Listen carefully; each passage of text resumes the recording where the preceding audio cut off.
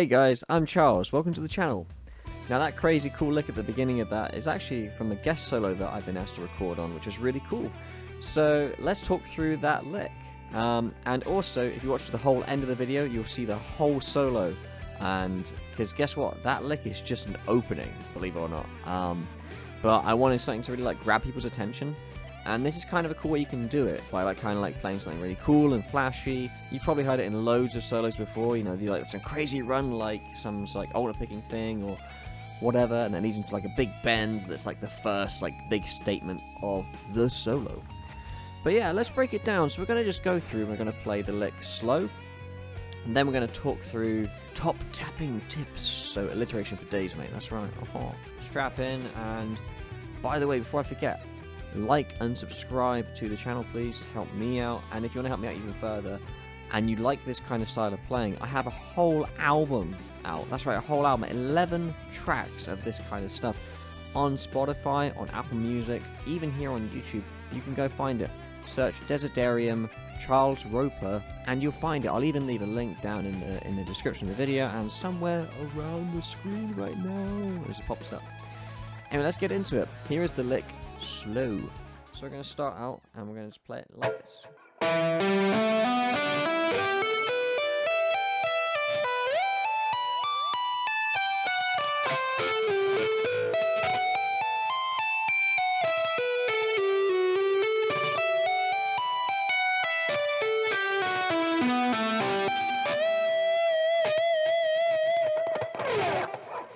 Now, one thing you'll notice about this lick straight away is that it is a pure legato lick.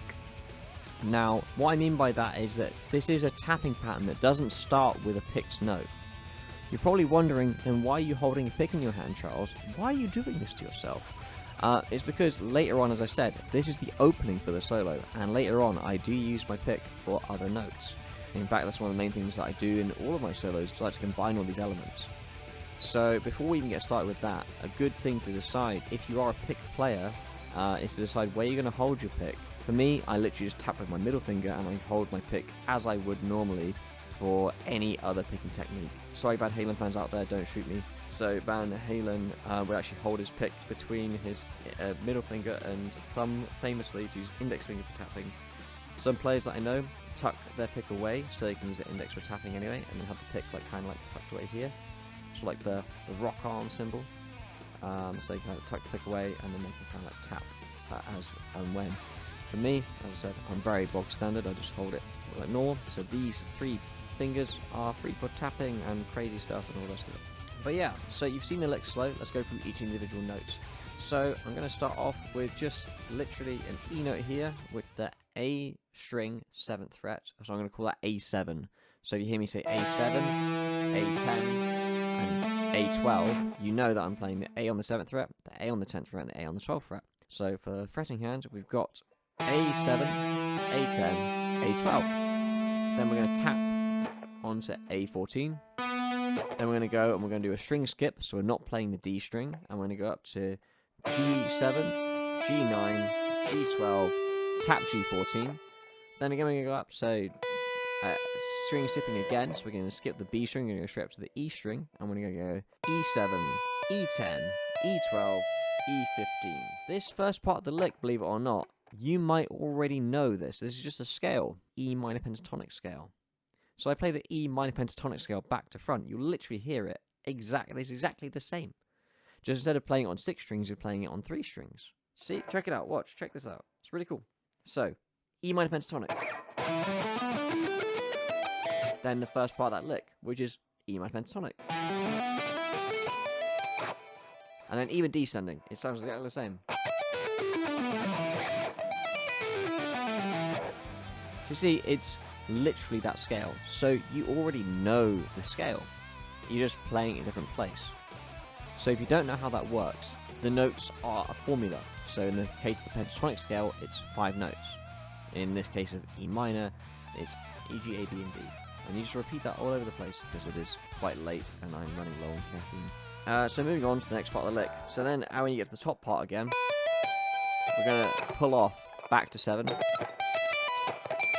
we're going to go 15, pull off to 14, pull off to 10, pull off to 7, and then massive slide up to 15. So now you might want to practice that alone, because remember, this is done at speed, and I did the nerd thing, but I transcribed it, and the tab as well. If you want that, just follow me on Instagram and send me a message saying, hey, checked your tapping video, can you please send me the tab, and I will send you the tab. Anyway, so after you do this slide, you're going to do this sort of thing. So going up, so you're going to go 15, 17, 19, and then 22 with the tap. So in the left hand, so E15, E17, E19, then tap E22, then pull off. So all together from this one part. So even just practicing that's pretty cool.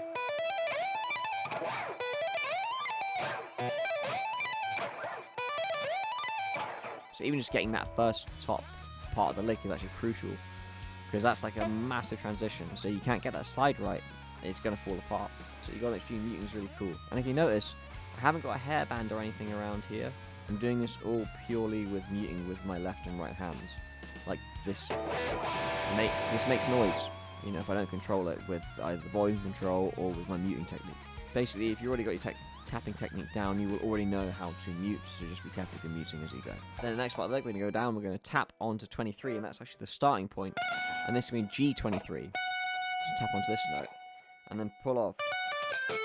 So G23, pull off G19, pull off G17, pull off G14, then slide down from that to G12, and then you're going to go up, so you're going to go G12, G14, G16, tap on G21, then up to the E string again, and you're going to play E14, E15, E17, tap E20, pull off again, back down to the G, the same notes that you already just played, then slide down to the 11th fret, and you're going to go up 11, 12, 14, tap 17, then up to the E string, 12, 14, 15, tap onto the 17th, sorry, onto the 19th, sorry, pull off, back down to G,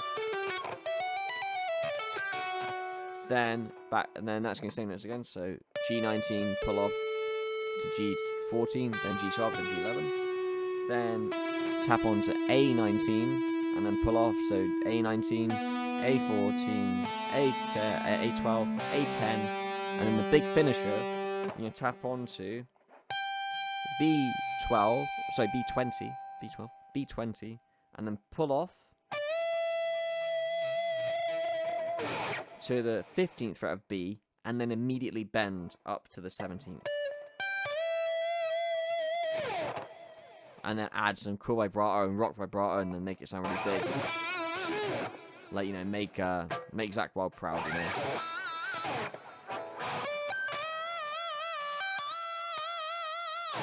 That sort of idea. So that's the whole lick. This is all in the key of E minor. There's no outside notes. The jazz cannot hurt you here. Safe space. Here's some top tapping tips. So for this lick, I'm obviously using a boatload of gain. If you want to know, I'm using a high gain patch on my helix. I decided to add even more gain on the analog side of things by adding a tube screamer in between the helix and my guitar. So instead of just having like the helix and having like a tube screamer in the patch, I've also added it's a Gojira Effects 808. So it's like their version of the tube screamer. It's actually the Mr. Sparkle one, like the Homer Simpson in Japan one, which is kind of, well, the Japanese Homer Simpson one, which is really, really cool. Pushing signal so that it's really responsive to touch. A big thing to get used to with these with this technique is the hammer-on from nowhere. You're trying to generate a note with your first finger.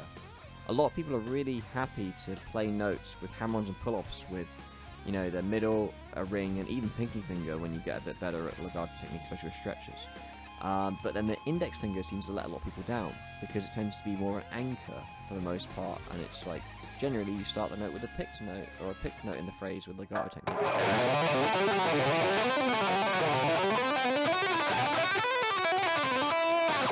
So the first finger doesn't necessarily need to generate much power. However, with this technique you do. You need to be as powerful, if not more powerful, than the rest of the notes, because it's what's starting out the phrase, right? You don't want to start with like a really weak, widdly note, unless that's your artistic intent, then take all the license you want. Another thing you want to consider is what kind of pickups you're using in your guitar. So for me, I'm using DiMarzio's. They're humbuckers though. Like, so regardless of the thing, so for the pickup nerds, I'm using a PAF Pro in the neck, Tone Zone in the bridge. This is also DiMarzio on the single coil, but I can't remember which one it is without taking it apart. Humbuckers generally have more output than single coils. It's not illegal to tap on a single coil guitar, and there are plenty of people out there who use single coils with tapping, with legato, with everything really successfully. It's just as well, if you're dealing with a lot of gain, humbuckers doing their job as bucking hum, it's really handy to have. The DiMarzio stuff generally is passive, because you don't have to have an active circuit, although that again will help. Just to give a quick checklist, so high gain and humbuckers. The last sort of tip is to make sure your guitar is set up low. Now again, you can tap with high action. A lot of fast playing guys like myself will have it set low generally. There are fast playing guys who have it high as well, you know, so if your preference is you like a higher action, so the strings being further away from the fret, I'm not telling you to change your preference. It just means that just by a physics standpoint, you're using more energy by pressing that down than I am with the low action. So for me, it's going to be easier. The stuff which I'm playing right now is already really hard. I don't want to make it harder by adding in the high action. Lots of other really cool guitar players do the opposite, where they like the guitar to fight them a bit, you know? And they feel like they need to feel that bend, you know, and all that kind of stuff. And that's really cool too. In fact, Terry Capp is a really cool player who talks about this, and he was in a band called Chicago. If you haven't heard Chicago, go check them out, they're really cool. Anyway, I think we're going to cap off this video, so I'm going to let you hear this whole solo. Hope you enjoy it, and if you haven't already, like, subscribe, leave a comment to what you liked, and if you want to be really, really, really cool, that's right, talking to you, the really, really cool people out there, go check out my album on Spotify. It is called Desertarium, and you search Desertarium, Charles Roper, and you'll see it, and it'll be really cool, and it'll be all fun times. Yeah! Comment, let me know what you want. You want to see more of this? Do you want to see different things? Let me know.